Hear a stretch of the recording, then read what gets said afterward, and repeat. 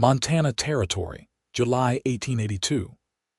The wind carried heat and silence across the plains, and the dust rose like ghosts behind a freight wagon headed west. Priscilla Zane sat straight-backed on the bench seat, reins slack in her hands, eyes narrowed against the sun. Her black dress hadn't fit well since the funeral, but she wore it anyway, out of habit, out of guilt, out of the world not knowing what to do with a 27-year-old widow with 2 children and no one left to bury. The wagon creaked beneath her.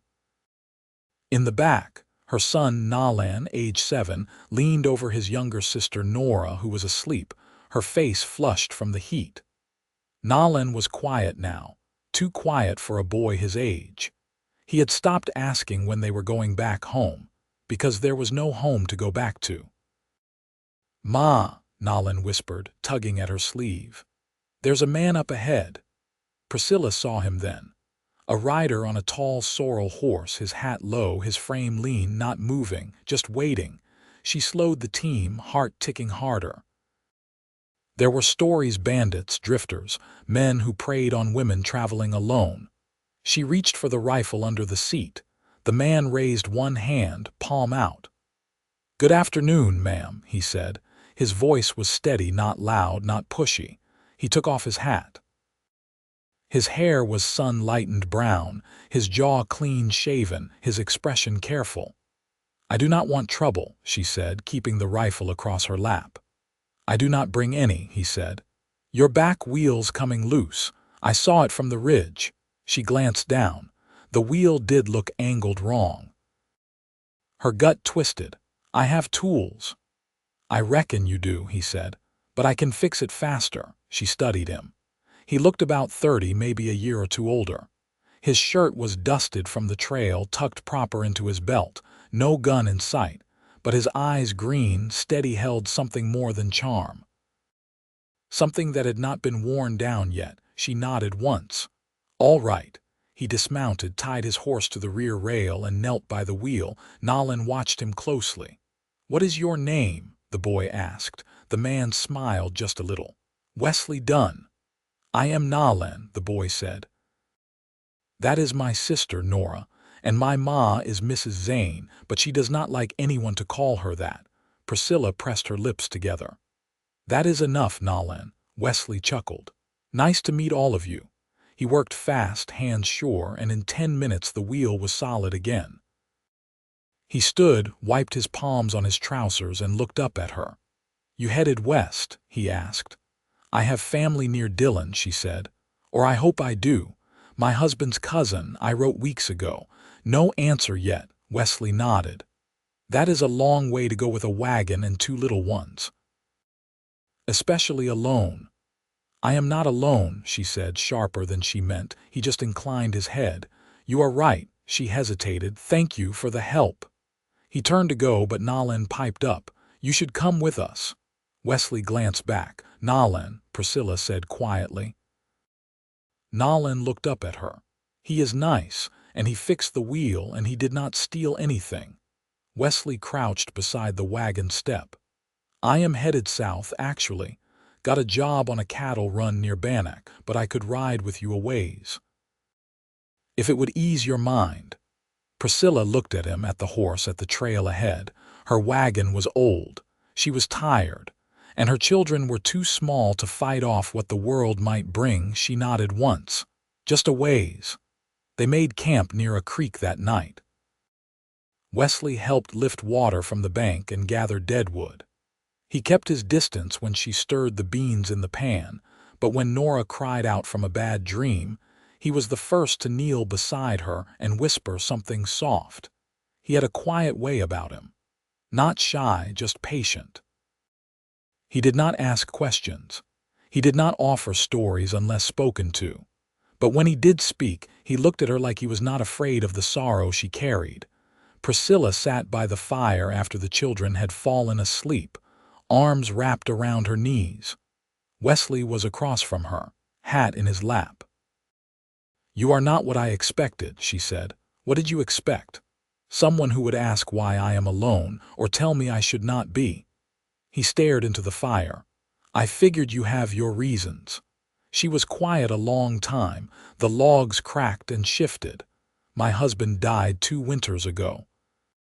Fever took him fast. The farm failed after that. I tried to stay, tried to make it work, but you do not have to explain. I want to, she said, surprising herself. Wesley looked up. All right. I was told I would never love again, she said, voice low, that I should not even want to. That it would be selfish, disrespectful, that no man would ever want someone like me.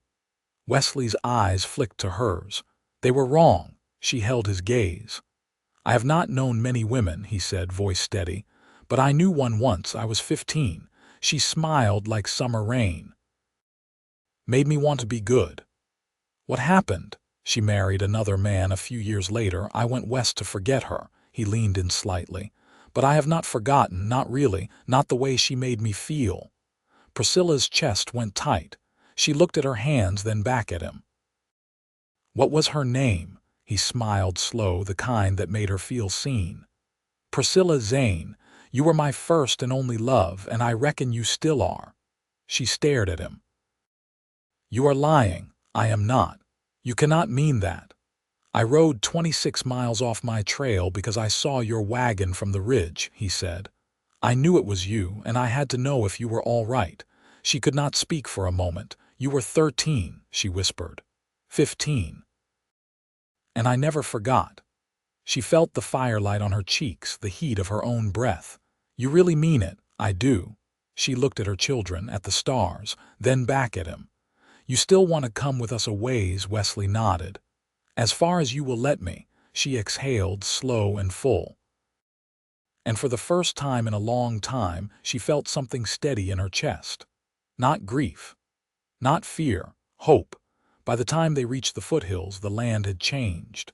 The grass thinned, giving way to stone and sagebrush, the sky stretching wider above them than it had the day before.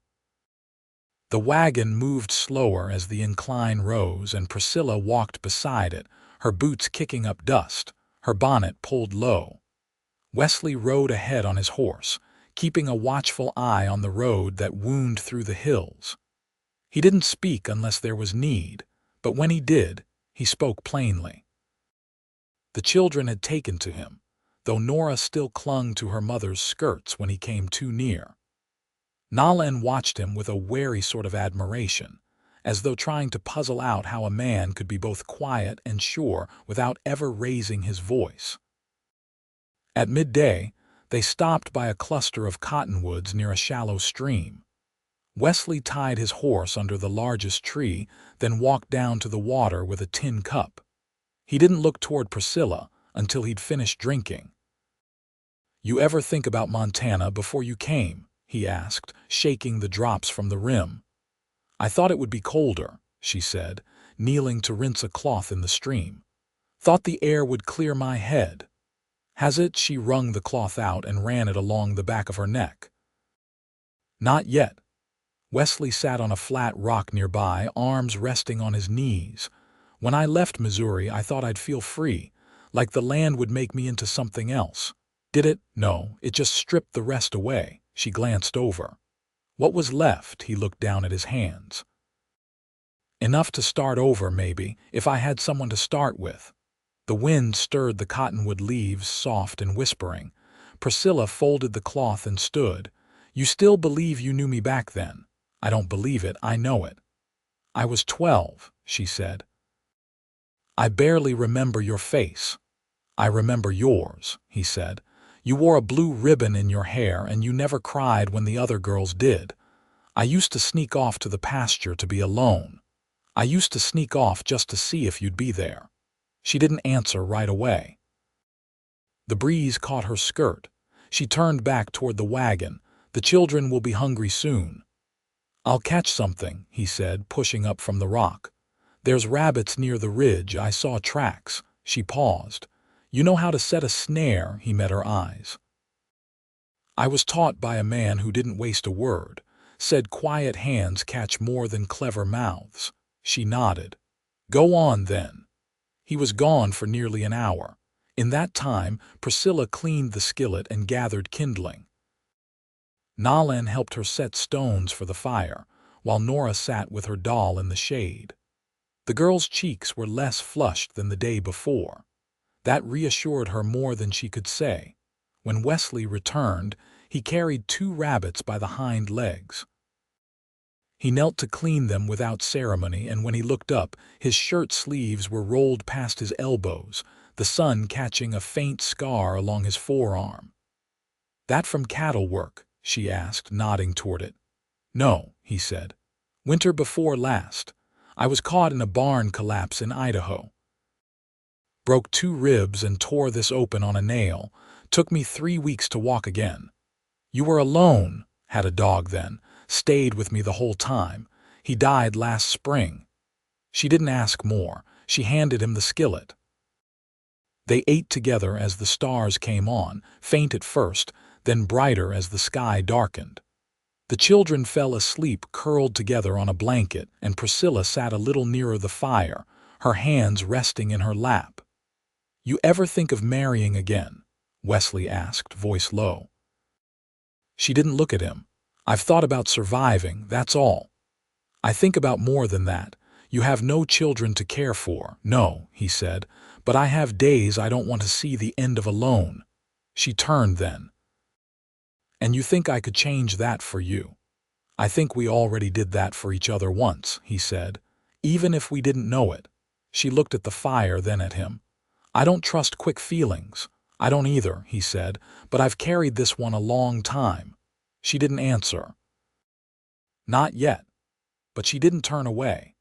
And when he stood to check the horses, she watched him go with a steadiness in her chest she hadn't felt in years, like the ground was holding under her feet for once. The trail narrowed through the ravine, pressed in by stone on both sides. Shadows clung longer there, even as the morning sun climbed. The air held a different stillness, like the land itself was holding breath. Priscilla walked alongside the wagon, her skirt brushing scrub at the path's edge.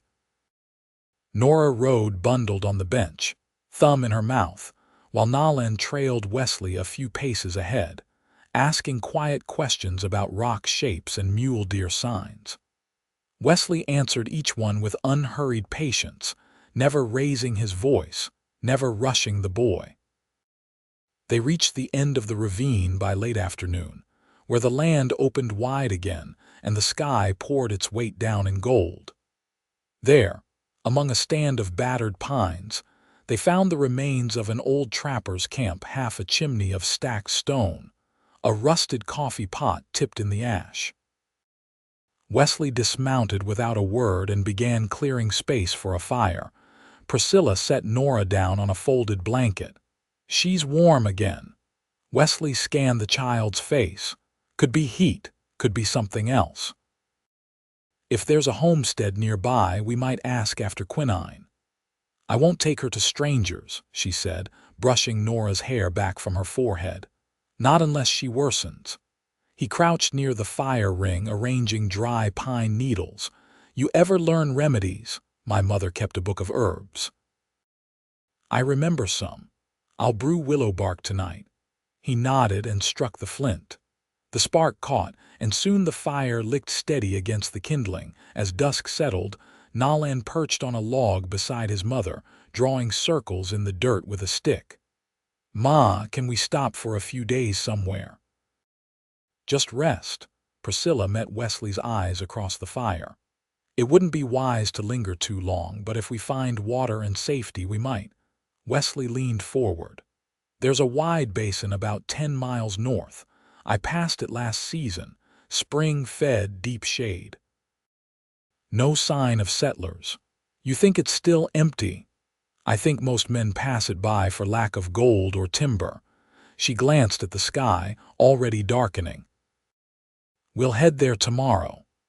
Later, after the children had eaten and fallen asleep curled together with their feet touching, Wesley remained seated by the fire. Priscilla sat across from him, sleeves rolled to her elbows, her face touched by the flickering light.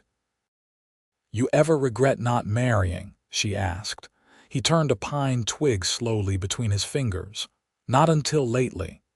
What changed? He tossed the twig into the fire. I saw you again. She didn't speak, only looked at him, her expression unreadable. He leaned back, voice even. I used to think I'd settle with a woman who wanted quiet, a piece of land, maybe a son, but I never pictured her face, not until now. Priscilla's fingers tightened around her knees. I'm not who I was. I'm not either. I've known hunger. I've watched my children cough through nights too cold. I've bartered my wedding ring for flour. I know, he said. I can't offer sweetness or ease, only what's left. Wesley's voice dropped. What's left is more than most men ever get. She looked down at her hands, the worn skin at her knuckles, the small half-moon scar from a broken pot handle. Do you want children of your own? She asked. I want yours to be mine. Her breath caught, but she didn't look up. He rose, crossed the space between them, and knelt beside her. You don't need to answer tonight, he said. But I'll walk beside you as long as you want me. She lifted her eyes slowly, and for the first time there was no wariness in them, only quiet comprehension. I want you to stay, she said. Wesley reached for her hand, and she let him take it. The fire burned low between them, steady, small and real. The basin unfolded before them in soft layers of green and gold, rimmed by cottonwoods and rimrock, quiet except for the distant chitter of magpies and the low murmur of a spring-fed stream winding through the hollows.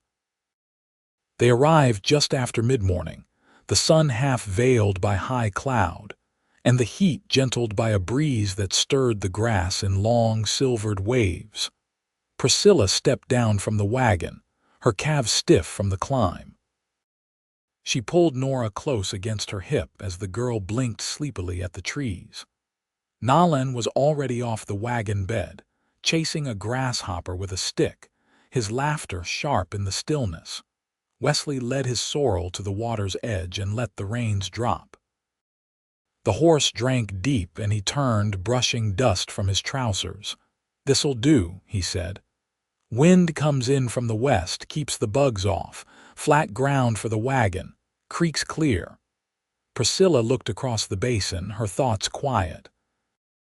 How long do you think we can stay? Long enough to rest, Wesley said. Maybe longer if we want. She didn't answer right away. Her eyes followed Nalan as he darted toward the trees, then drifted to the slope beyond, where the land rose uneven and wild. They set camp under a cottonwood with bark furrowed deep as a plow cut. Wesley dug a trench for the fire while Priscilla fetched water and laid out a damp cloth for Nora. The girl's fever had lessened, though her cheeks still held a flush. She slept more now, curled beneath a light blanket with one hand tucked under her cheek. By afternoon, Nalan had worn himself out and fallen asleep beside his sister. Priscilla sat near the wagon wheel, mending a tear in Nalan's sleeve with a length of waxed thread. Wesley stood a few paces off, sharpening his knife with slow, deliberate strokes. You ever think about staying in one place? She asked, not looking up from her stitching. I have, he said. Didn't think I'd find the right place or the right reason. And now, I'm starting to think I already did. She tied off the thread and bit it clean.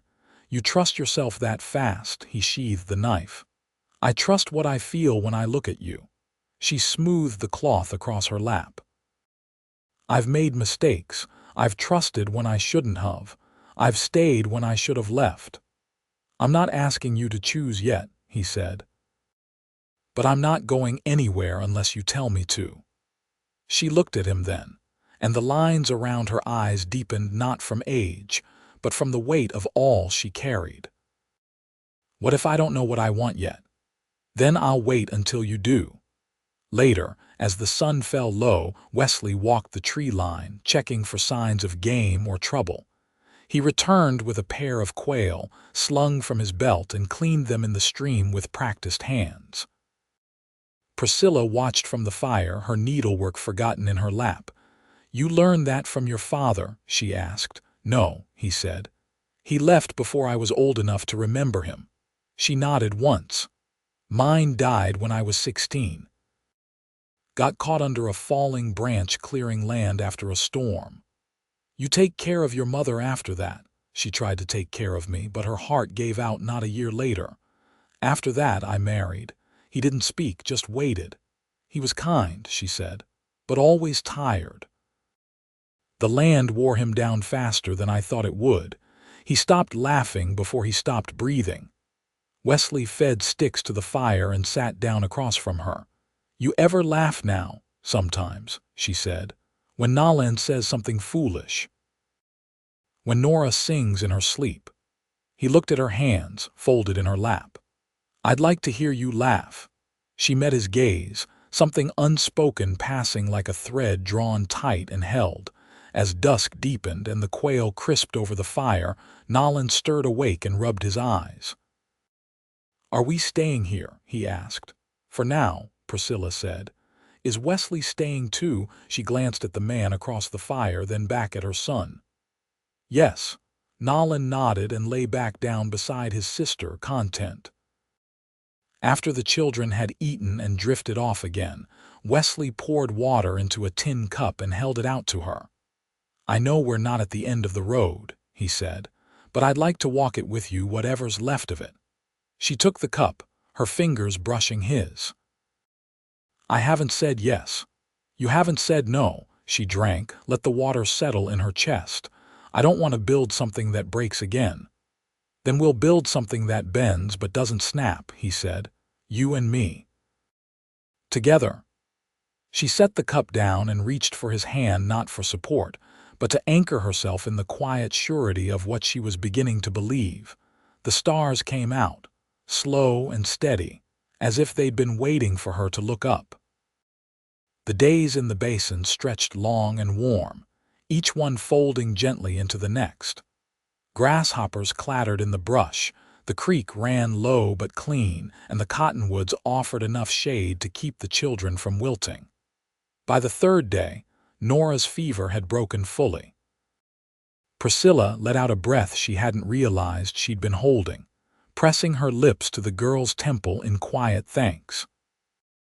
Wesley spent the mornings checking the hills for signs of cougar or coyote, never straying too far, always back by midday with something small caught or shot, once a brace of doves, once a hare with one ear torn through. He worked without needing to be asked, mending the wagon's axle brace with a shaped branch and smoothing the worst of the wheel grooves with pine pitch and canvas. That afternoon, with the children napping under the wagon, Priscilla stood ankle-deep in the creek, scrubbing the hem of her skirt where sap had hardened. Wesley knelt nearby, cleaning his rifle with slow, practiced motions, the barrel glinting in the angled light. You ever think you'd live like this? She asked, wringing the cloth against her knee. He looked over, then slid the ramrod back into place. Didn't think I'd live past 20 most days. Hard to picture a life when you don't expect to keep it. She dipped the skirt again, watching the silt swirl away. What changed that? He set the rifle aside and leaned back on his hands. A man I worked under near Ruby Valley. He'd been a scout in the war, lost his leg after Shiloh. Still rode a mule like he had both feet. Said survival wasn't luck, it was choosing to keep going no matter what tried to stop you. She straightened, brushing her wet hands on her apron. Sounds like someone worth listening to. He was. Until he drank himself quiet one winter and never woke up. Priscilla stepped from the creek, her bare feet leaving dark prints in the dust. You ever drink? Barely enough to remember what it tastes like. You? No, she said. I wouldn't trust myself not to speak too much. Wesley stood, brushing the dirt from his trousers. I wouldn't mind hearing more from you. She looked up at him, her brow furrowed. You sure of that? I am. She tilted her head, studying him for a long moment. Then she reached for the low branch beside her and hung the dripping skirt over it. I used to sing, she said. Not in front of anyone, just when I was alone. I'd hum while I worked or sang my children to sleep. My husband said my voice was too thin to carry a melody, so I stopped. Wesley's expression didn't change, but something in his stance shifted, like a thread being drawn gently through cloth. "Would you sing again?" "Not now," she said, though her lips curved slightly. "But maybe someday." That night, after the fire had burned low and the children were tucked in beneath a quilt stitched from 3 different patterns, Wesley brought out a folded piece of waxed cloth from his saddlebag and handed it to her without a word. Inside, wrapped neat as a parcel, was a brooch simple brass, shaped like a wild rose. "I found it in Bannack last spring," he said, sitting beside her on the log. "Didn't know who it was meant for until now." She turned it over in her palm, the metal warm from his hand. "It's lovely. It's yours," he said, "if you want it." Priscilla didn't speak. She fastened it to the collar of her dress just below her throat. The pin caught slightly in the fabric and she smoothed it with her fingers. "I never thought I'd wear something pretty again," she said softly. "You should," Wesley said, "every day." She looked over at him, and the fire reflected in her eyes, not flickering but steady. "I meant it when I said I want to build a life with you," he said. "Not just a stop or a rest, a true life. One where we wake up in the same place, face the same weather, raise those children with both hands steady." Priscilla reached for his hand. "I'm not afraid of the hard things. I'm only afraid of hoping." "You don't have to hope," he said. "Just choose. And I'll carry the rest." She leaned in then, slow and certain, and let her forehead rest against his. Her hand didn't let go of his. "I choose you," she whispered. They married 2 weeks later, under the cottonwoods, with Nalin standing straight-backed beside Wesley and Nora holding a wildflower crown that kept slipping down her forehead. Priscilla wore a clean blue dress Wesley had traded for in a nearby mining camp, and the brooch still pinned at her collar. He built them a cabin before the first frost, one room at first, with a loft for the children and a stove set firm in the corner. They planted late potatoes and winter rye, and when snow came early they were ready. Not rich, not idle, but ready. Nalin learned to ride that spring, and Wesley taught him how to track mule deer without spooking them. Nora's cough never came back, and she took to following Wesley around with her wooden doll tucked under her arm, asking endless questions he never seemed to tire of answering. Priscilla sang again, sometimes while kneading bread, sometimes while rocking Nora in the quiet dark. Her voice wasn't thin. It was strong. It filled the space between the walls of their home with something real. And when Wesley held her at night, his hands gentle at the curve of her waist, she no longer thought of what had been lost. Only of what they'd built slowly, deliberately, with the kind of care that didn't fade when the weather turned or the days grew long. They lived in that basin for the rest of their days, not untouched by sorrow, but never undone by it. And they were happy deeply, quietly, and wholly for all the years that followed.